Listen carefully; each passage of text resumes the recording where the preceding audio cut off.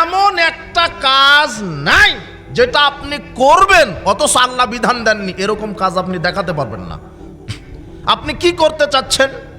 আপনি করেন কি 24 ঘন্টায়? আপনি কি করেন? আপনি কি কৃষক? তো আপনি তো জমি চাষ করবেন। তখন আল্লাহ বলছেন যে কোনো কিছু ভালো কিছু করার পূর্বেই বিসমিল্লাহ বলো। কথা বুঝেননি মনে হয়? ওখানে আল্লাহর বিধান। আপনি জুতা পায়ে দিবেন, আল্লাহ বলছেন এই বিসমিল্লাহ বলে ডান পাটা ঢুকিয়ে দাও, এরপরে বাম পা পরিধান করো। খোলার সময়তে বাম পা আগে খোলো, ডান পা পরে খোলো। আপনি যে জুতা পায়ে দিবেন এখানেও কার বিধান? আল্লাহর। পোশাক গায়ে দিবেন, আল্লাহ বলছেন এই ডান হাতল আগে ঢুকে দাও, এরপরে দোয়া বলো আলহামদুলিল্লাহিল্লাযী কাসানি হাদা ওয়া রাযাকানি মিন গায়রি হাওলিন ওয়ালা কুওয়া। এটা পোশাক গায়ে দেওয়ার দোয়া। আপনি ঘুমাতে যাবেন, বলো আল্লাহুম্মা বিসমিকা আমুতু ওয়া আহইয়া। ঘুম থেকে উঠবেন, আলহামদুলিল্লাহিল্লাযী আহইয়ানা বা'দা মা আমাতানা ওয়া ইলাইহিন নুশুর। আপনি পেশাব পায়খানায় যাবেন, বিসমিল্লাহ আল্লাহুম্মা ইন্না আউযু বিকা মিনাল খুবসি ওয়াল খাবাইস। আপনি বের হবেন, বের হওয়ার পরে বলেন গুফরানাকা। আপনি স্ত্রীর কাছে যাবেন, তাও আল্লাহ বলছেন এই বলো বিসমিল্লাহ আল্লাহুম্মা জান্নিবনাশ শাইতানা জান্নিবিশ শাইতানা মা রাযাকতানা। আপনি সালাত আদায় করবেন, তখন আল্লাহ বলছেন এই নিয়ত করো, আগে ওযু করে নাও সুন্দরভাবে, এরপরে সালাতের নিয়ত করো, এরপরে দুই হাত কান বরাবর, কাঁধ বরাবর, ঘাড় বরাবর উঠিয়ে তাকবীর তাহরিমা দিয়ে বুকের উপরে হাত বাঁধো, এরপরে সানা পড়ো, এরপরে সূরা ফাতিহা পাঠ করো, অন্য একটি সূরা পড়ো, এরপরে তাকবীর দিয়ে রুকুতে যাও, সেখানে সুবহান রাব্বিয়াল আযীম বলো অন্তত একবার, যত পারো তত বলো ইমাম রুকু থেকে ওঠার আগ পর্যন্ত। এরপরে সামি আল্লাহু লিমান হামিদা বলো, এরপরে বলো আল্লাহুম্মা রাব্বানা ওয়া লাকাল হামদ হামদান কাসীরান তাইয়্যিবান মুবারাকান ফিহি। এরপরে আবার তাকবীর দিয়ে সিজদায় যাও, সুবহান রাব্বিয়াল আলা অন্তত একবার বলা ওয়াজিব।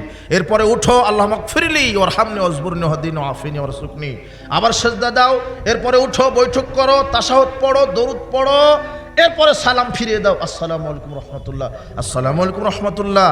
সিয়াম রাখবে, শুভে সাদিকের আগে সাহারি খাও, সূর্য ডোবার সাথে সাথে ইফতার করো, ফায়সামূলক কাজ করো না, মাপ ওজনে কম দিও না, জেনা ব্যভিচার করো না, তাহলে সিয়াম হবে না। হজ করবে, আপনার মিকাত থেকে ইহরাম বাঁধো, এরপরে তামাত্তু করলে কি করো? মক্কাতে গিয়ে আগে কাবা ঘরটা তওয়াফ করে নাও, সাফা মারওয়া সাই করো, এরপরে 9 তারিখে আরাফার মাঠে যাও, এরপরে 10 তারিখে আসো মুজদালিফায় আসো, এরপরে মিনায় যাও, এরপরে কুরবানি করো, মাথা মুন্ডন করো, এরপরে পাথর নিক্ষেপ করো। যা কিছু করবেন সেখানে কে বিধান দিয়ে দিয়েছেন? আল্লাহ। কি করতে চাচ্ছেন আপনি? সেখানে আল্লাহর বিধান। কি করতে চাচ্ছেন? এখন আপনি শিক্ষানীতি প্রণয়ন করবেন, আল্লাহ বলছেন ইকরা বিসমি রাব্বিকাল্লাযী খালাক, আল্লাহর নামে পড়ো, মানে সিলেবাসই হবে কোরআন হাদিস। কথা বুঝেননি মনে হয়? আপনার সিলেবাস হবে কি? কোরআন হাদিস। আর এখন আপনি ক্লাস 1 থেকে মাস্টার্স পর্যন্ত কোরআন হাদিস নেই। দেখান কোথায় আছে কোরআন হাদিস? তোমার শিক্ষা ব্যবস্থা তৈরি করেছে kindergarten, play group, nursery group, যেখানে এক একটা নাস্তিক তৈরির ফ্যাক্টরি এক একটা। বলছে যে আমার ছেলেটা ক্লাস নার্সারিতে দিয়েছি, 3 বছর বয়স, ইংরেজিতে কথা বলতে পারে। হুজুর আমার ছেলেটা 4 বছর হয়নি, কম্পিউটারের সব ফাংশন জানে। হুজুর আমার ছেলেটা 6 বছর বয়স, মোবাইলের সব ফাংশন জানে। হুজুর আমার ছেলেটা এইবারেই বিসিএস ক্যাডার হলো। আমার ছেলেটা সচিব। আমার মেয়েটা ঢাকা বিশ্ববিদ্যালয়ে পড়ে। হুজুর আমার ছেলেটা ইঞ্জিনিয়ার, সব জানে, শুধু জানাজার দোয়া জানে না, শুধু সূরা ফাতিহাটাই শিখেনি, এক বদ্দা পানি দিলে অজুই জানে না, ও সব জানে। তোমার শিক্ষা ব্যবস্থা এরকম। ও কিন্ডারগার্টেন আমি বন্ধ করতে নিষেধ করিনি, প্লে গ্রুপ নার্সারি বন্ধ হবে না, প্রাইমারি হাই স্কুল কলেজ বন্ধ হবে না, ওটাই থাকবে, বাগান ওটাই, কিন্তু গাছ পরিবর্তন করে সেখানে ইসলাম, আকীদা, তাওহীদ, শিরক, বেদাত বিমুক্ত আকীদা, মানহাজ, পরকাল, রিসালাত, তাওহীদ ভিত্তিক শিক্ষা ব্যবস্থা কায়েম করলেই চুরি, সুদ, ঘুষ, দুর্নীতি বন্ধ হয়ে যাবে ইনশাআল্লাহ। কথা বুঝেছেন? ওটাই থাকবে, বাগানটা ঠিক থাকবে, কিন্তু গাছ পরিবর্তন করে দিতে হবে। শিক্ষার কারিকুলাম, সিলেবাসটা চেঞ্জ করে দিতে হবে, ওখানে কোরআন সুন্নাহটা প্রতিষ্ঠা করতে হবে, তাহলেই দেশ শান্তি পাবে। কিন্তু এই নাস্তিক শিক্ষা ব্যবস্থা যতদিন কায়েম থাকবে, কলেজ বিশ্ববিদ্যালয়গুলি থেকে বের হবে বড় বড় সন্ত্রাস দুর্নীতিবাজ। এখন যার ডিগ্রি যত বড় তার চুরি করার ধান্দাও তত বড়। মেম্বার একটা স্বাক্ষর দিলে 5-10 লক্ষ টাকা চুরি করতে পারে, চেয়ারম্যান একটা স্বাক্ষর দিলে 2 কোটি চুরি করতে পারে, এমপি একটা স্বাক্ষর দিলে 500 কোটি চুরি করতে পারে। আরে তাই তো পিয়ন 400 কোটি টাকার মালিক। তুমি বুঝো না? এখন চোর ডাকাত তৈরি হয় স্কুল কলেজ থেকে। যে যত বড় ইঞ্জিনিয়ার সে তত বড় জানোয়ার, যে যত বড় ডাকাত সে তত বড় বাটপার, যে যত বড় ডাক্তার সে তত বড় বাটপার। ও ডাক্তার তৈরি করেছেন আপনার ছেলেকে, ইঞ্জিনিয়ার তৈরি করেছেন, লন্ডনে পড়ান। ক্লাস 1-এ যখন পড়ে 6টা প্রাইভেট, ক্লাস 10-এ যখন পড়ে প্রত্যেকটা সাবজেক্টে প্রাইভেট, বিশ্ববিদ্যালয়ে চান্স নিতে হবে প্রত্যেকটা সাবজেক্টে 2বার করে প্রাইভেট, সব ঠিক আছে। লন্ডনে পড়েছে, ইঞ্জিনিয়ার ডাক্তার হয়ে চলে এসেছে। ও ইঞ্জিনিয়ার হয়ে বাংলাদেশে এসেছে মানেই রড, সিমেন্ট, খোয়া, আপনার বালি, ইট সব চুরি করার ধান্দাতে ইঞ্জিনিয়ারই শিখেছে।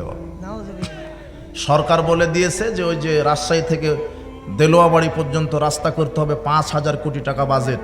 এই জানোয়ার নামের ইঞ্জিনিয়ার 3,000 কোটি টাকা খাইছে, 2,000 কোটি টাকার কাজ করে দিয়েছে।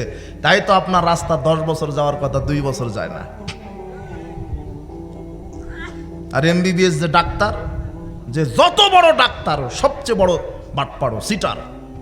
এই ছেলে, তুমি তোমার বাপকে নিয়ে গেছো ডাক্তারের কাছে, শুধু বলেছো আব্বার মাথা ব্যথা, ঘুমায় না। 10টা পরীক্ষা দিয়েছে। কয়টা? 10টা। 10 দুগুণ 20,000, শুধু পরীক্ষাতেই 20,000। এরপরে প্রেসক্রিপশন করতে বসেছে। তোমার ডাক্তার লিখেছে ওই ওষুধ, ওই কোম্পানি, ভালোভাবে জানে যে তোমার বাপের কোন ওষুধে ভালো হবে।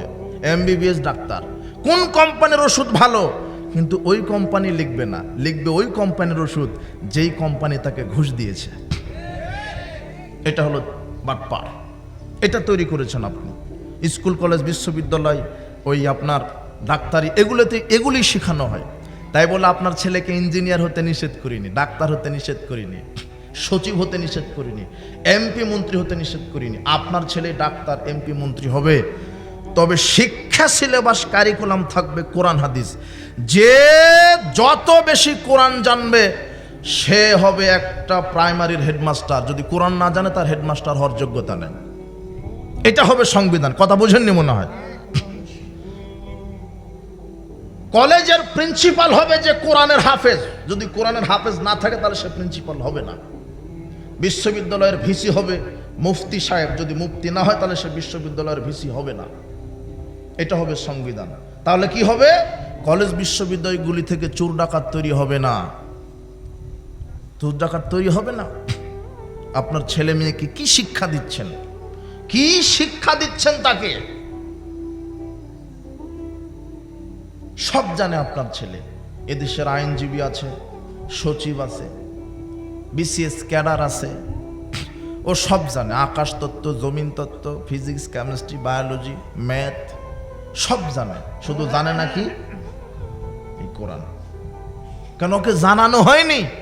ওর দোষ না, ওর শিক্ষা কারিকুলামের দোষ ছিল। তাই ও শিখতে পারেনি। ওর পিতামাতার দোষ ছিল, সঠিকটা শিক্ষা দিতে পারেনি। এক মাঝি আর পণ্ডিত, মাঝে মাঝে গল্পটা বলি, নদী পার হচ্ছে। পণ্ডিত মাঝিকে বলছেন, মাঝি তুমি কি দর্শন জানো? তখন মাঝি বলছে, কি বলেন স্যার? দর্শন এটা তো বড় লোকদের খাবার, আমরা তো দেখিনি, খাইওনি। বলছে, সর্বনাশ, দর্শন এটা তো খাওয়ার জিনিস না, এটা জানার জিনিস, এলেম, বিদ্যা অর্জনের জিনিস। তো তুমি দর্শনই জানো না, তোমার জীবন তো চারানায় বৃথা হয়ে গেল। এরপরে বলছে, মাঝি মশাই ভূগোল জানো? তো বলছে যে ভূগোল এটা তো বড় লোকদের খাবার। কি বলছেন পণ্ডিত মশাই, শরম দিচ্ছেন কেন? এটা আমরা গরিব মানুষ, ভূগোল এত দামি খাবার পাবো কোথায়? তো বলছে, তো এটা তো খাওয়ার জিনিস না, এটা তো শিখার জিনিস, তোমার জীবন তো আটা নাই বৃথা। এরপরে পণ্ডিত মশাই বলছেন যে তুমি কি ইতিহাস জানো? এইবারে মাঝি মশাই বলছে, হ্যাঁ পণ্ডিত মশাই, এবারে আপনি ঠিক বলেছেন। ইতিহাস এটা নতুন লাগছে, কিন্তু আমি ছোটবেলায় বাপের সাথে পাতিহাস খেয়েছি, ইতিহাস খাইনি। তখন পণ্ডিত মশাই বলছে, সর্বনাশ, তোমার জীবন তো 12 আনাই বৃথা। এইভাবে গল্প করতে করতে আকাশে মেঘমেঘ, থমথমে ভাব, ঝড় বৃষ্টি। তখন নৌকাটা এরকম করতে লেগেছে, মানে নৌকা ডুবে যাবে এখন। তখন মাঝি মশাই বলছে, পণ্ডিত মশাই, তো যাই হোক, আপনি কি সাঁতার জানেন? তখন পণ্ডিত বলছে, না, আমি তো সাঁতার জানি না। তখন মাঝি বলছেন, আমি না হয় ইতিহাস পাতিহাস না জানার কারণে 12 আনা জীবন বৃথা, 4 আনা তো আছে, কিন্তু এখন যদি নৌকা ডুবে যায় আপনার জীবন 16 আনাই বৃথা। তো আপনার ছেলে ইঞ্জিনিয়ার হয়ে কি করলো? তো সূরা ফাতিহাই জানে না, ওর জীবন তো 16 আনাই বৃথা। আপনার ছেলে ডাক্তারি পড়িয়ে কি করলেন? আপনার মেয়েকে মাস্টার্স পাস করে কি করলেন? আপনার মেয়েটা পোশাক গায়ে দিতে জানে না, জুতা পরতে জানে না। আপনার মেয়েটা যে ছেলেকে শিক্ষা দিবে সেটাই জানে না। মাস্টার ডিগ্রি পাশ করার পরে আপনার মেয়ে আপনার সন্তানকে শিখিয়ে দিচ্ছে, আব্বু ওই যে মামা বিদায় নিচ্ছে, বলো টাটা বাই বাই। অথচ এটা ইহুদি খ্রিস্টান হিন্দুদের নীতি।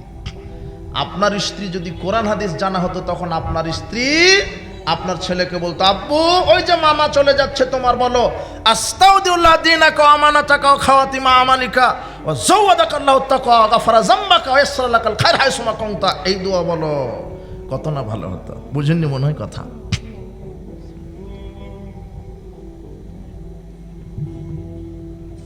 উপস্থিত বৈঠকের মুসলিম দিনী ভাই বোন, সার্বিক জীবনে কোরআন সুন্নাহ মেনে চলতে হবে। এই পয়েন্টটা স্মরণে রাখার চেষ্টা করবেন যে মা শিক্ষিত হলে পরিবার শিক্ষিত হবে, মা আদর্শ হলে পরিবার আদর্শ হবে, মা ইসলামী মন মাইন্ডের হলে পরিবার আদর্শ হবে। আমার বক্তব্য এটাই দিব। তবে একটু কথা বললাম যে ওইটা যে আপনি মানুষ হিসেবে যা কিছু করবেন সেখানে কার বিধান দেওয়া আছে? এই যে একটু আগে জুতা পায়ে দিলেন, কার বিধানে? আপনি ভাত খাবেন, আল্লাহ বলছে ডান হাতে খাও, বিসমিল্লাহ বলে খাও, বসে খাও, এগুলো কার বিধান? এক গ্লাস পানি পান করতে বিধান লাগে, জানেন কয়টা বিধান লাগে? 5টা না, 10টা বিধান লাগে। কয়টা? 10টা বিধান। এক গ্লাস পানি পান করতেই 10টা বিধান আছে। তার গণত দেখো যুবক, তুমি গণতে থাকো। 1, স্বর্ণ রৌপ্যের পাত্রে পানি পান করা হারাম। আপনি যত বড়ই কোটিপতি হন, ধনী হন, সব স্বর্ণ রৌপ্যের। কিন্তু মুহাম্মদ সাল্লাল্লাহু আলাইহি ওয়াসাল্লাম বলছেন, যে ব্যক্তি স্বর্ণ রৌপ্যে পানি পান করলো সে যেন পেটের মধ্যে আগুন ঢুকালো। তাহলে এটাও তো বিধান, বুঝেননি মনে হয়? 2, যেই পানিটা পান করবেন সেটা পবিত্র হালাল হতে হবে। 3, জগ, মস্ক, কলসের মুখে পানি পান করা নিষেধ। মুহাম্মদ সাল্লাল্লাহু আলাইহি ওয়াসাল্লাম বলছেন, তোমরা মস্কের মুখে, কলসের মুখে পানি পান করো না। কলস, মস্ক থেকে ছোট পাত্রে গ্লাসে ঢেলে পানি পান করো। এটাও একটা কি বিধান। 4, ডান হাত দিয়ে গ্লাসটা ধরো। 5, বসে পড়ো। 6, বিসমিল্লাহ বলো। 7, গ্লাসের ভিতরে যদি পানি পান করতে করতে একটা মাছি পড়ে যায়, তাহলে চট করে ভদ্রলোকের মতো গ্লাসের পানি ফেলে দিও না। দেখবেন সমাজে যে যত ভদ্রলোক সে তত বড় মূর্খ। ওর ছেলেটা চিপস খাচ্ছে, একটা চিপস মাটিতে পড়ে গেছে, তখন বলছে ছি ছি ছি ছি ছি, আব্বু আব্বু, এ পড়ে যাওয়া জিনিস খাওয়া হয় না। অথচ মুহাম্মদ সাল্লাল্লাহু আলাইহি ওয়াসাল্লাম বলছেন ওটা আগে উঠিয়ে খাও, কেননা ওটাতেই বরকত, ওটাতেই বরকত আছে মনে হয়। তাহলে ছেলেকে এইভাবে শিক্ষা দিবেন। গ্লাসে যদি মাছিটা পড়ে যায়, তা মুহাম্মদ সাল্লাল্লাহু আলাইহি ওয়াসাল্লাম বলছেন মাছির এক ডানাতে থাকে বিষ, আর এক ডানাতে থাকে ঔষধ, শেফা। তাহলে মাছিটাকে আবার ডুবিয়ে পানি পান করো। কয়টা বিধান হলো এ পর্যন্ত?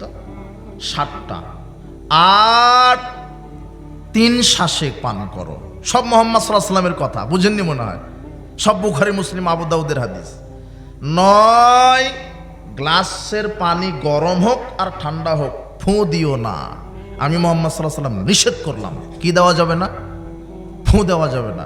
10, খাওয়া শেষ করে আলহামদুলিল্লাহ বলো। কয়টা বিধান হলো? মানে আপনি যা কিছু করবেন সেখানে কে বিধান দিয়ে দিয়েছে? জুতা পায়ে দিবেন, পোশাক গায়ে দিবেন, খাবেন, ভাত খাবেন, পানি পান করবেন, পেশাব পায়খানা করবেন, স্ত্রীর কাছে যাবেন, ঘুমাবেন, সালাত আদায় করবেন, সিয়াম পালন করবেন, হজ করবেন, যাকাত করবেন, ব্যবসা করবেন, অর্থনীতি করবেন, রাজনীতি করবেন। সেখানে কার বিধান? তা আপনি খেলেন বিসমিল্লাহ বলে আল্লাহর বিধানে, কিন্তু অর্থনীতি চালান কার বিধানে? আপনি হজ করলেন, ও বাপরে, আপনার নেতা 14 বার হজ করে, 22 বার উমরা করে, সব আল্লাহর বিধান, কিন্তু ওই নেতাই যখন ক্যানভাস করে তখন গণতান্ত্রিক পদ্ধতিতে করে। ও হলো মুনাফিক, হলো চিটার, ও বাটপার। ও ইসলাম বুঝেনি, ওকে বুঝতে দেওয়া হয়নি। ও যখন রাজনীতি করে তখন সে আল্লাহর বিধানে রাজনীতি করে না। ও যখন বিচার ফায়সালা করে তখন আল্লাহর বিধানে বিচার ফায়সালা করে না। কেন? ও শুধু ইসলাম বলতে বুঝেছে হজ যাকাত আর তাসবিহ তাহলিল করা। আর এটাই বাংলাদেশের সব রাজনৈতিক দলের নেতাদের আকীদা। রাজনৈতিক দলের নেতাদের আকীদা তো আকীদা, সাধারণ জনগণের আকীদা কি? রাজনৈতিক আকীদা সেকুলারিজম, ধর্মনিরপেক্ষতাবাদ। সেকুলারিজম মানে তারা বলেইছে, অক্সফোর্ড ডিকশনারিতে বলে দিয়েছে, secularism is the believe that religion should not be allowed. Secularism এমন একটা বিশ্বাসের নাম, এখানে অনুমতি দেওয়া হবে না রাজনীতির ভিতরে ইসলাম ঢুকতে। Religion should not be allowed to come into politics. Religion মানে ধর্ম, ধর্মকে প্রবেশ করতে দিব না আমাদের রাজনীতিতে।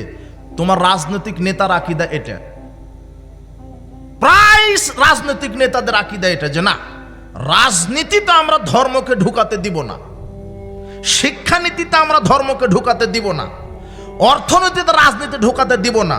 তারা বক্তব্য দিয়েছে, it is merely a matter between man and God. ধর্ম মানে আল্লাহর বান্দার মধ্যে একটা নম করার বিষয়, ওটা মসজিদ মাদ্রাসা তসবিহ টিপবে, এ পর্যন্ত শেষ। কিন্তু রাজনীতিতে যদি আমরা ধর্ম ঢুকাইয়া ফেলি তাহলে তো আমরা আর জনগণের টাকা চুরি করতে পারবো না, বড় বড় মদ খেতে পারবো না। অর্থনীতিতে যদি ইসলাম ঢুকায় তাহলে তার সুদ খেতে পারবো না। এটা তোমার রাজনৈতিক নেতার চিন্তা। কেননা তোমার এমপি নির্বাচিত হতে টাকা লাগে, এমপির নমিনেশন নিতে লাগে 50 কোটি। কত? মানে সিস্টেমই উল্টা। আপনার একটা ইউনিয়নের চেয়ারম্যান হতে লাগে 1 কোটি টাকা, মানে ওই চেয়ারম্যান 1 কোটি টাকা খরচই করে 50 কোটি চুরি করার ধান্দাতে। আপনি আবার ঠিক বলছেন, আপনি তো 500 টাকাতে বিক্রি হয়ে ভোট দেন। আশ্চর্য কথা হলাম আপনার কথা।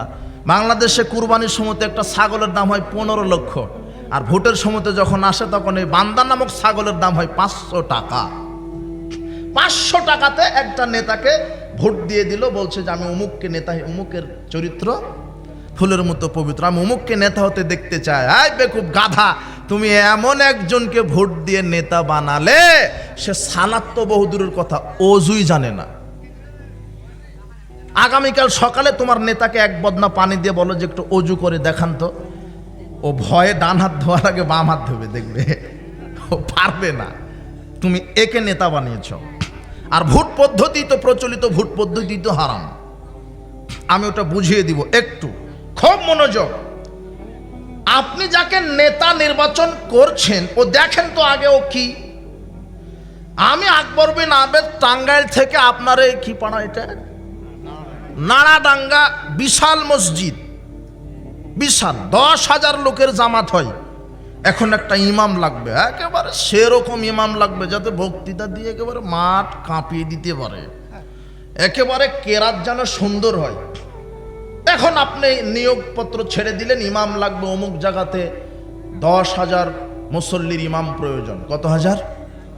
10,000। এখন আমি চলে আসলাম, এখন আপনি আমাকে বলছেন যে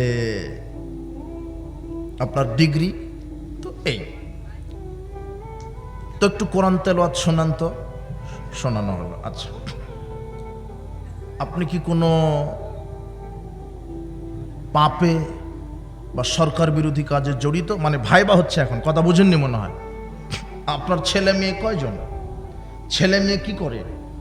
স্ত্রী পর্দায় থাকে, জর্দা কি খান, দাড়ি কি ছাঁটেন, এগুলো হচ্ছে ভাইবা। কথা বুঝেননি মনে হয়। সব আপনি পরীক্ষা করে নেবেন। কেন? আমাকে কি নিয়োগ দিবেন? ইমাম।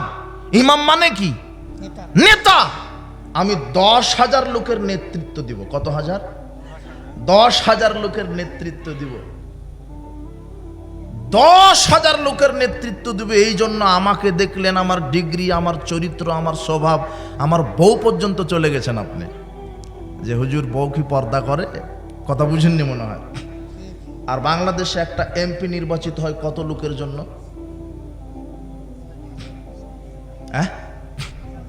কত লাখ? আরে 4 লাখ 5 লাখ। মনে করেন 4 লাখ লোকের একটা এমপি নেতা নির্বাচন করছেন। আপনি মাত্র 10,000 লোকের নেতা নিয়োগ দিবেন। তার চরিত্র দেখেন, তার ডিগ্রি দেখেন, ও গাঁজা খায় কিনা, ইয়াবা খায় কিনা, লুচ্চা কিনা, বদমাস কিনা, বউ পর্দায় থাকে কিনা। কিন্তু আপনি এত বড় গাধার ছাগলের ছাগল, আপনি 4 লক্ষ লোকের জন্য একটা ইমাম নির্বাচন করছেন। এই ইমামের দাড়ি আছে কিনা, বউ পর্দায় থাকে কিনা, 5 ওয়াক্ত সালাত আদায় করে কিনা, কোরআন জানে কিনা, হাদিস জানে কিনা, লুচ্চামি করে কিনা, বদমাশি করে কিনা আপনি তদন্ত করেন না, তাহলে এই জাতি কিভাবে ইসলামী রাষ্ট্রে পরিণত হতে পারে? কিভাবে হবে? আপনি এমপি করেছেন লুচ্চাকে, তাই লুচ্চামি কায়েম থাকবে। আপনি এমপি করেছেন গাঁজাখুরকে, গাঁজাই কায়েম থাকবে। আপনি এমপি করেছেন বেনামাজিকে, ওই বেনামাজি কায়েম থাকবে। বিশ্বাস করেন। আপনি ঠিক বললেও ঠিক, ওটা না বললেও ঠিক। কথা বুঝেছেন কি? আপনি কাকে নির্বাচিত করছেন? আর ভোট পদ্ধতি, আমি প্রচলিত যে ভোট পদ্ধতি, এটা আমি হারাম নাজায়েজ বললাম কেন? এটা ইসলামী নয়। ইসলাম নেতা নির্বাচন হবে সিলেকশন, আর গণতান্ত্রিক নেতা নির্বাচন হয় ইলেকশন। মানে এই ভোট পদ্ধতি, মানে ভোট যে বেশি পাবে সেই নেতা হবে। এই খুঁটিটা হলো মদিনা বিশ্ববিদ্যালয় থেকে ফারেক, খুব পণ্ডিত মানুষ, কোরআন হাদিস জানা মানুষ। এই খুঁটিটা এ হলো এমপি পদপ্রার্থী। আর এই খুঁটিটা হলো আপনার হিরো আলম। এটা কি? এটা হিরো আলম, এও এমপি পদপ্রার্থী। এখন এই মাদানী সাহেব ভোট পেয়েছেন 99 জন আলেম মানুষের। এই যে সভাপতি সাহেবের মতো আলেম মানুষ এই এমপিকে কয়জন আলেম ভোট দিয়েছে? আর এই হিরো আলমকে ভোট দিয়েছে 100 জন গাঁজাখুর, ইয়াবাখুর, সিনেমাখুর, নাটকখুর, লুচ্চা যারা, এরা 100 জন ভোট দিয়েছে। বলতো ভোট পদ্ধতিতে গণতন্ত্রে এমপিকে এতদিন সংসদে এরাই বসেছিল। কথা বুঝেননি মনে হয়। এই জন্য ভোট পদ্ধতি হারাম। তোমার হুজুর যতই ক্যানভাস করুক তবুও হারাম। তোমার দাড়ি টুপি হুজুর যতই মন্ড হয়ে গিয়ে যাক ভোটের লোভে, তবুও হারাম। গণতন্ত্র শিরক, গণতন্ত্র হারাম, গণতন্ত্র শিরক। আর একটা ইহুদি খ্রিস্টানের বিধান, আল্লাহর বিধান ইসলাম। ইসলাম আর গণতন্ত্রের মধ্যে পার্থক্য কি? ইসলাম হলো আল্লাহ প্রদত্ত, গণতন্ত্র হলো মানব রচিত। ইসলামে আল্লাহর আইন চূড়ান্ত, গণতন্ত্র মানুষের আইন চূড়ান্ত। ইসলামে আল্লাহর আইন অপরিবর্তনশীল, গণতন্ত্র মানুষের আইন পরিবর্তনশীল। গণতন্ত্র অধিকাংশের রায় চূড়ান্ত, ইসলামে আল্লাহর ওহির বিধান চূড়ান্ত। আরে গণতন্ত্রে সংখ্যাগরিষ্ঠতার দোহাই দিয়ে চলে, আর ইসলাম আল্লাহর ওহির বিধানে চলে। গণতন্ত্র সকল ক্ষমতার উৎস জনগণ, আর ইসলামের সকল ক্ষমতার উৎস আল্লাহ। গণতন্ত্রে নারী নেতৃত্ব জায়েজ, আর ইসলামের নারী নেতৃত্ব হারাম। এই যুবক, এই শোনো, তোমার দাড়ি টুপিওয়ালা হুজুর এটা মেনে নিয়েই নেমেছে যে 30% নারী নেতৃত্ব মেনে নিলে রাজনীতি করতে পারবে, না হলে পারবে না। তোমার হুজুর এটা মেনে নিয়েছে, অথচ মুহাম্মদ সাল্লাল্লাহু আলাইহি ওয়াসাল্লাম বলছেন লাই ইফলিহা কওমুন ওয়ালা আমরুহুম ইমরাতান। ওই জাতি কখনোই সফল হবে না যেই জাতির একটা নেত্রী হবে মহিলা। একজন নেতা যদি মহিলা হয়, ওই দেশে শাস্তি, গজব, অভিশাপ নাজিল হয়। সে জায়গাতে নারী নেতৃত্ব হালাল হয় কি করে? নারী নেতৃত্ব হারাম। কথা বুঝেননি মনে হয়। তোমার হুজুর ক্যানভাস করছে, সামনে ডানা কাটা পরি একই টেবিলে বসে আছে। ডাক্তারখানাতে নারী, অফিস আদালতে নারী, বিমানওয়ালা নারী, সব মেনে নিয়ে তোমাকে রাজনীতি করতে হচ্ছে। অফিস আদালতে কোর্ট কাচারিতে শিক্ষাঙ্গনে দুর্নীতি, চিটারবাটপাড়ি, সুদ, ঘুষ, জেনা বা বিচার, জিনা। জাহেলিয়াতের সাথে সমঝোতা করে ইসলাম প্রতিষ্ঠা হবে না কিয়ামত পর্যন্ত। ইসলামের একটা নিজস্ব ক্ষমতা, ইসলাম এসেছে আল্লাহর পক্ষ থেকে। ইসলাম অন্য কোনো মানুষের মতবাদের মোকাপেক্ষী নয়, ইসলাম আল্লাহ প্রদত্ত। ইসলাম প্রতিষ্ঠা করতে গিয়ে আমাকে ইহুদি খ্রিস্টানের কোনো মতবাদ ধার নিতে হবে না। ইসলাম কারো মোকাপেক্ষী নয়, বরং সারা পৃথিবীর মানুষ ইসলামের মোকাপেক্ষী। ইসলামকে মেনে নিয়ে আমাকে অর্থনীতি, ইসলামকে মেনে নিয়ে রাজনীতি। যদি তোমার নেতা বলে যে না, আমরা শুধু সালাত, সিয়াম, হজ, যাকাত ইসলামের নীতিতে মানব, আর অর্থনীতি, সমাজনীতি, শিক্ষানীতি, রাজনীতি আমাদের নীতিতে মানব, তখন আল্লাহ বক্তব্য দিচ্ছেন সূরা নিসার 151 আয়াতে, ইয়াকুলুনা নুমিনু বিবা'দ ওয়া নাকফুরু বিবা'দ। যারা বলে আমরা ইসলামকে শুধু মসজিদ মাদ্রাসায় মানব, আর অর্থনীতি, সমাজনীতিতে মানব না, রাজনীতিতে আমরা ইসলাম মানব না, উলাইকা হুমুল কাফিরুনা হাক্কা, এরা হলো অরিজিনাল কাফের। বুঝেননি মনে হয় আমার কথা। এই কোরআন মাজিদের আয়াত 1500 বছর ধরে আছে, কেউ অনুবাদ করে না। তোমার হুজুরি করবে না, করলেই ধরা খেয়ে যাবে, বিপদ। হুজুর মুখে বলে এক, কর্ম করে আর এক। ওটা প্রথমের হাদিসটা স্মরণ নাই? হুজুরের জিহ্বা কাটা হবে কাঁচি দিয়ে। তোমার হুজুর রাতারাতি ইসলাম ওইভাবে কায়েম হবে না। নূহ আলাইহিস সালাম 950 বছর দাওয়াত দিয়েছেন। কত বছর? তাহলে ইসলাম প্রতিষ্ঠার মাধ্যমই হচ্ছে দাওয়াত। যখন আকীদা আমল সংস্কার হয়ে যাবে, যখন মানুষ ডোর টু ডোর আলেম ওলামা এইভাবে দাওয়াত দিবে, দিন রাত 24 ঘন্টা খেয়ে না খেয়ে। আরে সাহাবীগণ দাওয়াত দিয়েছেন গাছের ছাল বাকলা খেয়ে, সাহাবীরা দাওয়াত দিয়েছেন খেজুর খাওয়ার পরে আটি চাবিয়ে খেয়ে দাওয়াত দিয়েছেন। আর তোমার হুজুর মারিয়াম খেজুর খাওয়ার পরে চিন্তা করে যে আজোয়া খেজুর হলে ভালো হতো। এই হুজুর দিয়ে ধর্ম প্রতিষ্ঠা হবে না। সাহাবীগণের মতো ত্যাগী হতে হবে, সাহাবীগণের মতো ত্যাগী হতে হবে। বলছিলাম উপস্থিত বৈঠকের মুসলিম দিনী ভাই বোন, যে আমাকে সার্বিক জীবনে ইসলাম মেনে নিতে হবে, সার্বিক জীবনে ইসলাম, না হলে বাঁচার কোনো পথ নেই, বাঁচার কোনো পথ নেই। যারা অর্ধেক মানে ইসলামী নীতিতে আর অর্ধেক মানে মানুষের তৈরি করা নীতিতে, এরা হলো অরিজিনাল কাফের। এরা কি কাফের? অরিজিনাল কাফের। সাবধান। এখন সংক্ষেপে আপনাদের সাথে প্রথমে যে বিষয়টা বলেছিলাম, যে ইসলামী বা আদর্শ পরিবার গঠনে করণীয় কি। ইসলামী পরিবার কি পরিবার? ইসলামী পরিবার। আচ্ছা আচ্ছা, ইসলামী পরিবার, ইসলামী পরিবার কি পরিবার? ইসলামী পরিবার। আর পরিবার গঠন হয় গরু ছাগল দিয়ে, নাকি কি দিয়ে? মানুষ দিয়ে। একটা নারী আর একটা পুরুষ বিবাহের মাধ্যমে কি গঠিত হয়? হ্যাঁ, পরিবার। তো যেহেতু নারী আর পুরুষের বিবাহের মাধ্যমে পরিবার গঠিত হচ্ছে, তাহলে পরিবার কি ইসলামী হতে হবে না নারী পুরুষকে ইসলামী হতে হবে? নারী পুরুষ যুবক যুবতী যদি ইসলামী হয়, তাহলে পরিবারটা কি হবে? ইসলামী। এই জন্য নবী করিম সাল্লাল্লাহু আলাইহি ওয়াসাল্লাম বলছেন যে, এইদিকে সব মনোযোগ আছেন তো? আচ্ছা, বাসার ভাই আসবে, আপনারা বক্তব্য শুনবেন ইনশাআল্লাহ। আমি 5-7-10 মিনিট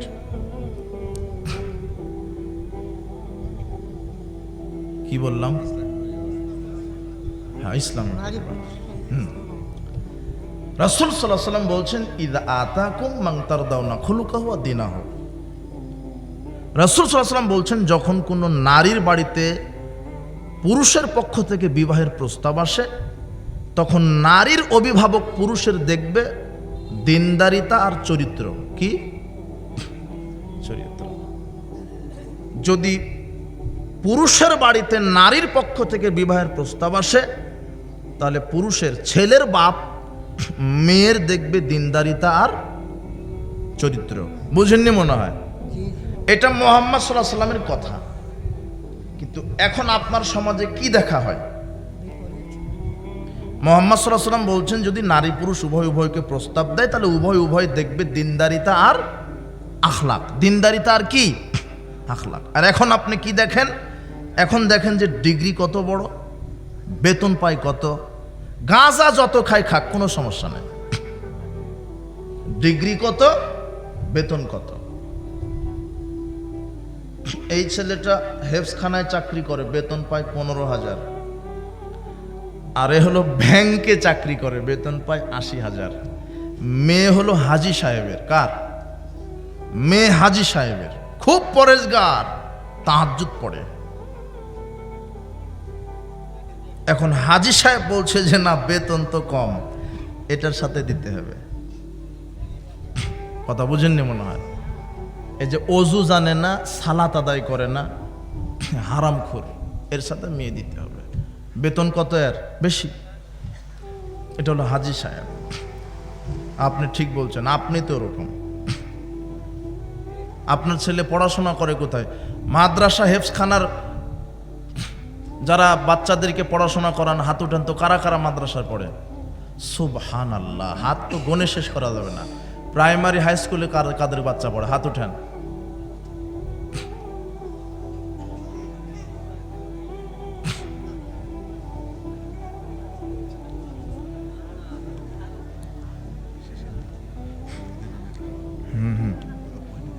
হ্যাঁ ঠিক আছে, এটা আমার মাথায় আছে। আচ্ছা, লজ্জায় হাত উঠালো না, তাই না? প্রাইমারিতে গানের টিচার নিয়োগ দিবে, বুঝেছেন? তো এখন দেখেন হুজুর কেমন আর অভিভাবক কেমন। অভিভাবক বলছে, মৌলানা সাহেব আমার মেয়েটা এবারে প্রাইমারিতে পড়ে, নৃত্যকলা একাডেমিতে চান্স পেয়েছে, একটু দোয়া করবেন। তখন হুজুর বলছে আলহামদুলিল্লাহ।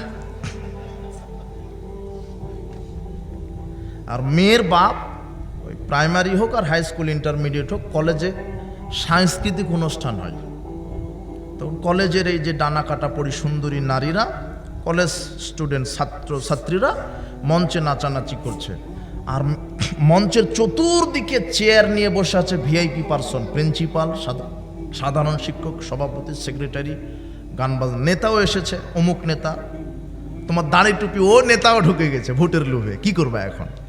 ও ঢুকে গেছে, ও বসে আছে, এখন নাচছে খুব, মেয়েটা সুন্দর নাচছে। তো মেয়ের বাপ বলছে প্রিন্সিপাল সাহেবকে, স্যার ওই যে লম্বা ফারসা, ওই যে খুব মাজা দলাচ্ছে, ওই যে লম্বা ফারসাটা, ওটাই আমার মেয়ে, একটু দোয়া করবেন যাতে বেশ্যাগিরি ভালো করে করতে পারে। ওটা হলো আপনি, ওটাই হলো আপনি। আপনার মেয়েটা চলে গেছে শিক্ষা সফরে মালাকুল মউতের সাথে, মানে বলছে আপু কোনো চিন্তা করেন না, আমার সাথে বয়ফ্রেন্ড আছে। আর মেয়েকে শিক্ষা জাফলং পাঠিয়ে পিতা তাহাজ্জুদে বলছে, আল্লাহ আমার মেয়েটাকে সহি সালামতে ফিরিয়ে দিও। তো এমন সহি সালামত বিয়ে দেওয়ার 1 সপ্তাহ পরে খবর এলো যে পেটে 4 মাসের বাচ্চা। এটা হলো সহি সালামত। এই যুবক শোনো, তোমার বোন শিক্ষা সফরে যাওয়া তো বহু দূরের কথা, হজ করতে যেতে পারে না মাহরাম ছাড়া। কোথায়? মাহরাম ছাড়া হজে যেতে পারে না। মাহরাম মানে তার ভাই, তার ছেলে, তার শ্বশুর, এরা হলো মাহরাম। তার ভাই, তার আপন ভাই, তার শ্বশুর, তার পেটের ছেলে, তার স্বামী ছাড়া কোথায় যেতে পারে না? সবচেয়ে ধনী মানুষ পৃথিবীর মধ্যে, সবচেয়ে কি মানুষ? ধনী মানুষ, 100 বার হজ করার ক্ষমতা রাখে, কিন্তু তাও যেতে পারছে না, ফরজ হয়নি। কি নাই? মাহরাম নাই। মাহরাম ছাড়া হজে যেতে পারে না। সে জায়গাতে আপনার স্ত্রী ঈদের মার্কেট করতে কোথায় গেল?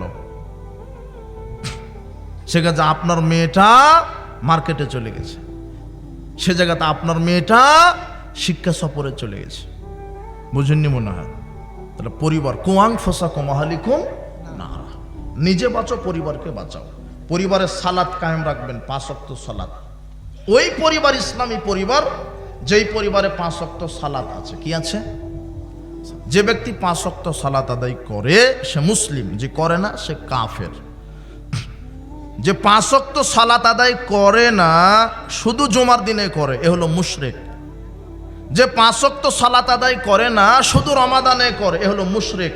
এ মারা গেলে এর জানাজা হবে না, এর কাফন হবে না, এর দাফন হবে না। আর বেনামাজির সাথে মেয়ে বিবাহ দেওয়া হারাম। আর বেনামাজি বাপের সম্পদের ওয়ারিশ হবে না। কেন? মুসলিম কাফের ব্যক্তির ওয়ারিশ হয় না, কাফের মুসলিম ব্যক্তির কি হয় না? ওয়ারিশ হয় না। আমার এই বক্তব্য বুঝবেন সেই দিন যেদিন বাংলাদেশে 100 জনের মধ্যে 98 জন লোক সালাত আদায় করবে, সেদিন বুঝতে পারবেন। কিন্তু এখন বুঝতেই পারবেন না কি বললো হুজুর, কেননা এখন 100 জনের মধ্যে 2 জনই পড়ে আর 98 জনই পড়ে না। সাবধান, যেই পরিবারে 5 ওয়াক্ত সালাত নেই সেটা ইসলামী নয়। 2, পরিবারে পর্দার বিধান কায়েম রাখবেন, তাহলে ইসলামী পরিবার। 3, পরিবারে কোরআন তেলাওয়াত কায়েম রাখবেন ঘুমানোর পূর্বে, ফজরের সালাতের পরে। 4, পরিবারে হালাল রুজি কায়েম রাখবেন, কিন্তু পরিবারের সবাই হারামখোর। দাদা খায় জর্দা, বাপ খায় সিগারেট, বেটা খায় গাঁজা। কথা বুঝেননি মনে হয়? এগুলো হারামখোর পরিবার। বিড়ি, সিগারেট, জর্দাগুলি, ইয়াবা, ফেন্সিডিল, এগুলি মাদক, এগুলি হারাম। আশ্চর্য একটা বস্তু যেটা মানুষ ছাড়া পৃথিবীতে দ্বিতীয় কোনো প্রাণী খায় না, তার নাম সিগারেট, বিড়ি, জর্দা। না, কথা বোঝেননি মনে হয়? একমাত্র বস্তু যেটা মানুষ ছাড়া পৃথিবীর দ্বিতীয় কোনো প্রাণী খায় না, সেটা হলো বিড়ি, সিগারেট, জর্দা, গোল। এই যুবক, তুমি এখনই তোমার পকেট থেকে সিগারেটটা বাইর করে কুকুরকে দাও। কুকুর পেশাব করে দিতে রাজি আছে, তবু মুখে দিতে রাজি নয়। সেটা তুমি খাও, তোমার বাপ খায়, তোমার মাস্টার খায়, তোমার দাদা খায়। আর সমাজে যার ডিগ্রি যত বড়, তার সিগারেটের পাওয়ারও তত বড়। ভ্যান চালক সর্বোচ্চ আকিস কোম্পানির বিড়ি খায়, শেষ। ওর টাকা ইনকাম কম, সিগারেট বিড়ির পাওয়ারও কম। আর যে হেডমাস্টার, হেড মৌলানা, যে প্রিন্সিপাল, ওর বেতন বেশি, ও বলছে যে আমি কি আর আকিস খেলে হবে, আমার খেতে হবে ব্যঞ্জন সুইচ, যেটা কুকুর সিগালে খায় না। পানের সাথে জর্দা খান কেন? ওটা হারাম। আবার তোমার হুজুরও খুব বিপদে, ও বলছে খাচ্ছার, বলছে মাকরু। মানে মাকরু বলছে মানে ও নিজে খায়, তাই হারাম বলবে না। কেন? ও নিজে কি করে? খায়। তাহলে আজকে তওবা করেন। এই যুবক, আজকে তওবা করো যে আমি আর মরা পর্যন্ত বিড়ি, সিগারেট, জর্দাগুলো মুখে দিব না। আর তোমাকে আর একটা সতর্ক করছি, বন্ধু নির্বাচন করবে, মুমিন ছাড়া বন্ধু নির্বাচন করবে না। লা তুসাইবিল্লা মুমিনান, এই মুমিন ছাড়া বন্ধু নির্বাচন করো না। মুহাম্মদ সাল্লাল্লাহু আলাইহি ওয়াসাল্লাম বলছেন, মুমিন ছাড়া বন্ধু নির্বাচন করো না। দুনিয়াতে যদি তুমি গাঁজাখুর, বিড়িখুর, সিগারেটখুর এদের সাথে বন্ধুত্ব করো, তাহলে এরা তো জাহান্নামে যাবে, তোমাকেও নিয়ে যাবে। আর যদি মুমিন ব্যক্তিদের সাথে চলাফেরা করো, আলেম ওলামা, পরহেজগার, সালাত, সিয়াম, হজ, যাকাত আদায় করে এমন বন্ধুদের সাথে চলাফেরা করো, যদিও তোমার কোনো পাপের কারণে জাহান্নাম ঘোষণা হয়েছে, ফেরেশতারা তোমাকে নিয়ে যাচ্ছে জাহান্নামের দিকে, তখন তোমার এই দুনিয়াতে যে মুমিন বন্ধুর সাথে একসাথে সালাত আদায় করতে, একসাথে তাফসির শুনেছো, একসাথে জালসায় গিয়েছো, একসাথে বক্তব্যের মাঠে কাজ করেছো, একসাথে রমাদানে সিয়াম রেখেছো, এই মুমিন বন্ধু আল্লাহর কাছে বলবে, আল্লাহ, ওই যে আমার বন্ধুটা, একসাথে আমরা ইসলামী প্রোগ্রাম করেছি, কোনো কারণে জাহান্নামে যাচ্ছে, তুমি ঘোষণা দিয়েছো, কিন্তু আমি তার মুমিন বন্ধু, আমার সুপারিশ কবুল করো। তখন আল্লাহ তোমার এই মুমিন বন্ধুর সুপারিশ করে তোমাকে জান্নাতে দিয়ে দিবে। বন্ধু নির্বাচনে সতর্ক থাকো। আমি অনেক কথা বলার চেষ্টা করেছিলাম, সময় অনুকূলে তোমাকে বলতে পারলাম না। যুবক, বন্ধু নির্বাচনে সতর্ক হও। আর একটা ছেলের মেয়ে বন্ধু থাকবে না, ছেলের বন্ধু ছেলেই, আর মেয়ের বান্ধবী মেয়ে। কথা মনে থাকবে না তোমার? জেনা থেকে বিরত থাকো, মদ পান করা থেকে বিরত থাকো। আর যুব সমাজ যারা আজকের এই মাহফিল প্রোগ্রামের আয়োজন করেছে, অনেক যুবক আছে, এরা প্রোগ্রামের আয়োজন করে ঠিক, কিন্তু নিজেরাই সালাত আদায় করে না।